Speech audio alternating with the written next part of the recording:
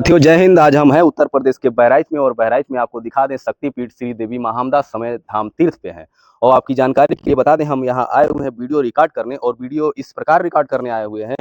हमारी जो नई पीढ़ी है, इस पीढ़ी को होली को लेकर के या फिर अन्य जो त्योहारें हैं उसको लेकर के जो ऐसी धारणा बना दी गई है कि जब तक वो दारू शराब और चिकन मटन अगर नहीं खाएंगे तो उन लोग का कोई त्योहार ही नहीं होगा।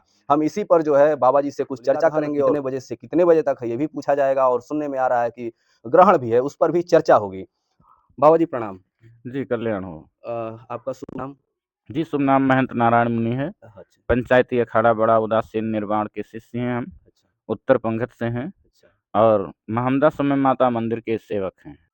महाराज जी, जैसे हमारे यहाँ जो नए युवा हैं, जी। नए युवा क्या मान के चलिए, हमारे से जो एजेड हैं उनके मन में भी ऐसा सवाल है कि जब तक हम शराब और चिकन मटन या ये सब अपने घर में नहीं लाते हैं, तब तक हमारा कोई त्योहार ही मतलब ठीक से नहीं होता। इस पर क्या कहना चाहेंगे? नहीं, देखिए हमारे जितने भी पर्व हैं, हाँ। सनातन के जितने भी पर्व हैं, वो सब पाप के नाश और पुण्य के उदय और उत्थान के लिए बनाए गए हैं। भला जब हम शराब और इन सब चीज़ों का सेवन, इनका संग्रह करेंगे, तो उस त्योहार का मतलब तो उल्टा हो गया। उसका वास्तविक जो होना चाहिए सत्यता, उससे तो हम अनभिज्ञ रह गए। उसका पूर्ण लाभ हमारे और प्रकृति के बीच का जो तालमेल है, वो समाप्त कर रहा है। इसलिए प्रकृति धीरे-धीरे मानसिक रूप से, शारीरिक रूप से बौना होता जा रहा है, क्योंकि वो हमारे पर्वोत्सवों को, हमारे सनातन की मर्यादा और परंपराओं को भूलता जा रहा है। ये वो भारतवर्ष है जहाँ पर बड़े-बड़े खगोल शास्त्री, बड़े-बड़े साइंटिस्ट और बड़े-बड़े धर्म शास्त्री, जिन्होंने बड़ी-बड़ी संहिताओं को लिखकर पूरे दुनिया को आश्चर्यचकित कर दिया। आज पूरी दुनिया उन संहिताओं पर चल कर के एक जीने की नई राह देख रही है, तलाश रही है।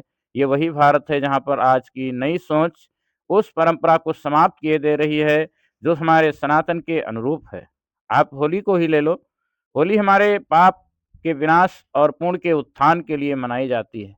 हमारे प्रिय भक्त प्रहलाद जी के साथ क्या हुआ, कितना अत्याचार हुआ, और फिर भी होलिका अग्नि में जलकर नष्ट हो गई और वो भक्त थे भगवान के, इसलिए बच गए।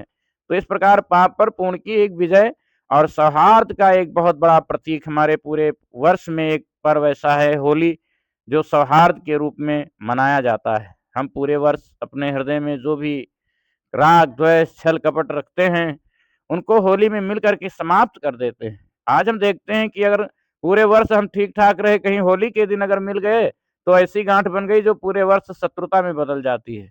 ये सब ठीक विपरीत जो हो रहा है, ये हमारे और प्रकृति के बीच के तालमेल को समाप्त करता जा रहा है, और जब हमारे और प्रकृति के बीच का तालमेल समाप्त हो जाएगा, तो हमारा अस्तित्व भी समाप्त बाबा हो जी, जाएगा। होली का जो शुभ मुहूर्त है वो कब से और कब तक है, जो होलिका दहन होगी? ये रात्रि में 8 बजे से लेके और 12 बजे तक है। अच्छा, शुभ मुहूर्त जी, और ऐसा उत्तम, मध्यम अच्छा। और निम्न 3 प्रकार के मुहूर्त हैं। अच्छा। 8 बजे से जो मुहूर्त है वो निम्न है। अच्छा। 8 बजे के बाद 10 बजे के बाद जो मुहूर्त है वो उत्तम है, और सर्वोत्तम मुहूर्त मध्याह्न 12 बजे तक है। जी। और सुनने में ऐसा आ रहा है कि चंद्र ग्रहण भी शायद इस होली पे लगने वाला है। इस पर हाँ, ग्रहण लगेगा, लेकिन हमारे भारत से उसका कोई मतलब नहीं होगा, हमारे भारत पर उसका कोई प्रभाव नहीं होगा। वो विदेशों में लगेगा, हाँ। ऑस्ट्रेलिया ऑस्ट्रेलिया आदि उसके नज़दीक देशों में लगेगा, लेकिन हमारे भारत में उसका कोई प्रभाव उस ग्रहण का नहीं होगा, इसलिए उसकी कोई मान्यता भारत में नहीं मानी जाएगी। हुँ। जी। मतलब हमें चंद्र ग्रहण से चिंतित होने की कोई आवश्यकता नहीं है। नहीं, नहीं, कतई नहीं, हमारे भारत में उसका कोई प्रभाव नहीं। और महाराज जी, एक सवाल और है, जैसे हम लोग हर अपने तीज त्योहारों पे मांस, मदिरा और शराब के जो है पीछे भागते चले जा रहे हैं, उससे क्या छुटकारा पा सकते हैं हम लोग कोई अगर ऐसा? हाँ, हमारे महापुरुषों ने पर्वों के माध्यम से हुँ। ये एक समाज को बहुत बड़ा संदेश दिया है कि हमें कितना पवित्र रहना है, कितना अस्तित्व में अपने अपनी परंपराओं में, अपने धर्म शास्त्र के वचनों को, उनको पढ़ करके, उनको समझ करके, उनको देख करके, उनको जान करके हम समझ सकते हैं कि पर्व में हम कितने पवित्र और शुद्ध रह करके एक दैवीय शक्ति, दैवीय ऊर्जा को प्राप्त कर सकते हैं। वो ऊर्जा तब नहीं प्राप्त होगी हमें जब हम दुष्ट क्रियाओं को करेंगे, राक्षसी प्रवृत्ति में रहेंगे, राक्षसी कार्य करेंगे, तो वो दैवीय शक्तियाँ और वो ऊर्जा मुझे नहीं प्राप्त हो सकती हैं, जिसके कारण हमारा तमाम प्रकार से पतन होता है, तमाम प्रकार से विनाश होता है, और तमाम प्रकार की आदि और व्याधियों से हम समन्वित होकर दुखी रहते हैं। जिसका मुख्य कारण धर्म और यही है। अक्षत रक्षिता, जो धर्म की सेवा और रक्षा करता है, धर्म उसकी रक्षा करता है। उसे कभी पीछे कोई हटा ही नहीं सकता। ये आदिकाल की का नियम है और परंपरा है। उस परंपरा का कोई खंडन करने वाला नहीं जन्मा आज तक।